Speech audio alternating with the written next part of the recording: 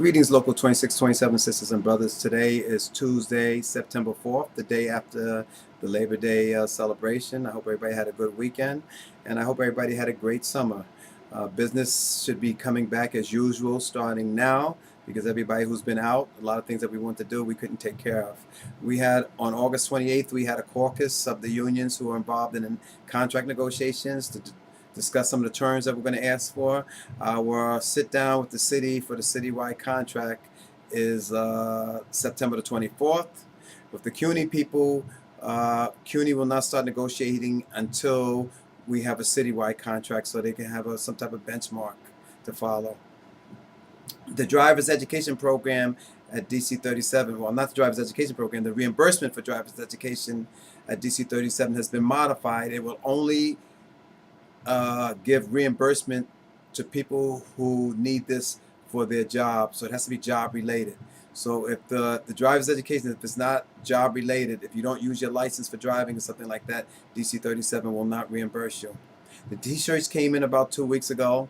We started giving them out. We give them out from 8 in the morning to at least 7 at night, and there's somebody in the office to give them out to you. Remember, we did it by size, so we have to give it to you based on the forms that you gave us with the sizes of the individuals. We will not be giving them out on Saturday.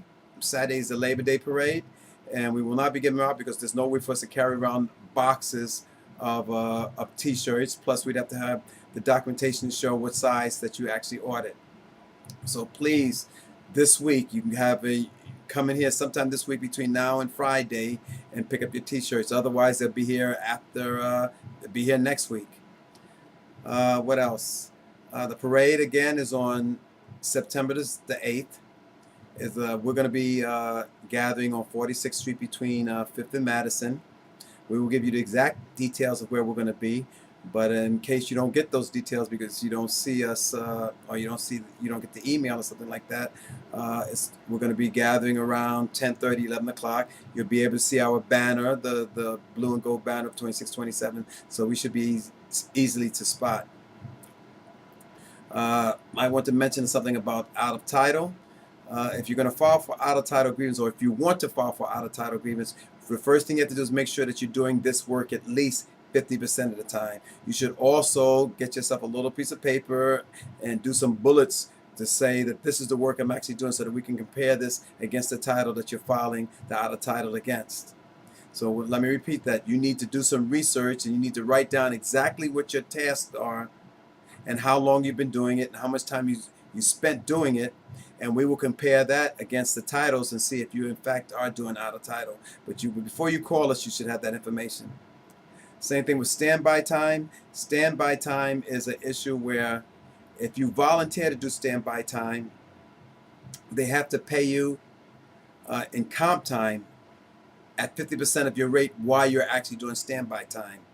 If you're ordered, what they call involuntary standby time, you're paid in cash at 50% of whatever your rate is, unless you're over the salary cap. The salary cap is $74,079. If you're over the salary cap, then they're going to give it to you in comp time. Now, another thing I should mention is that in general, you have 4 months to use this time unless you get some type of waiver from your AC. But you have 4 months from the time that you receive your comp time to actually use it. And again, unless you have a waiver. They generally want you to notify them within 30 days of this comp time and when you plan on using it.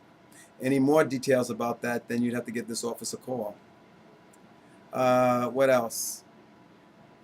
Voting. Voting is very important. We have a couple of months away, and we have preliminary lists of who to vote for. They're on our website.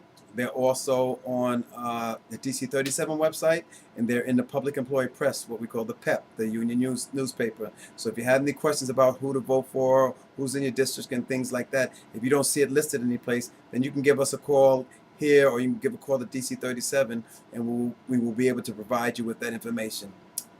Good and welfare. The only good and welfare we have right now is I'd like to mention, I don't know if I mentioned this before, but Julie Leibowitz, who's one of our big supporters of Local 2627. She's shop steward at HPD, and she's the person who's responsible for our current access database.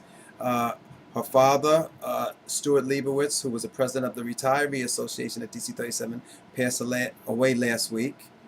And of course, we're sorry to hear that. And our love goes out to Julie and her family and her friends. Again, let me remind you, it's very, very important that you vote.